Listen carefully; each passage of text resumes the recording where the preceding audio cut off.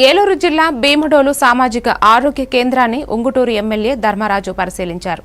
అనంతరం ఆసుపత్రి ఆవరణంలోని అంగన్వాడీ కేంద్రాన్ని తనిఖీ చేశారు. ఈ సందర్భంగా ఎమ్మెల్యే మాట్లాడుతూ కార్పొరేట్ ఆసుపత్రులను కాకుండా ప్రభుత్వ ఆసుపత్రుల్లో ప్రజలు వైద్య సేవలు పొందడం గర్వకారణమన్నారు. రోజుకు సుమారు 800 ఓపీలు నమోదు అవుతున్నాయని తెలిపారు. ఆసుపత్రిపై చెడు ప్రచారాలు మానుకోవాలని ప్రత్యర్థులను హెచ్చరించారు. ఈ కార్యక్రమంలో ఎంపీడీఓ పద్మావతి దేవి, కూటమి నాయకులు, మండల అధికారులు పాల్గొన్నారు.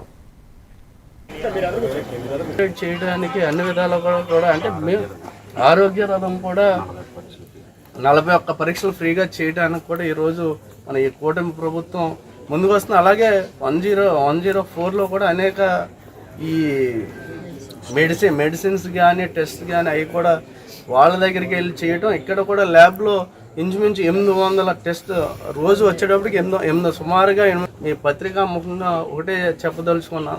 ఉన్న వాస్తవాలను వెలుగు తీస్తే మేము ఏ సమస్యనైనా పరిష్కారం చేయడానికి సిద్ధంగా ఉన్నాం. అంతే తప్ప లేనిపోని అపోహల్ని కల్పించి ప్రజల్ని భయభ్రాంతులు చేసి అలాంటివి చేస్తే చాలా ఇబ్బందికరమైన వాతావరణం. వాటిని మానుకొని ఇప్పటికైనా బుద్ధి తెచ్చుకుని వాటిని మానుకుని సరైన పద్ధతిలో మీకు ఇచ్చిన దాన్ని మీరు నెరవేర్చుకోవాలి. అంతే తప్ప ప్రజల్ని మభ్య పెడదాం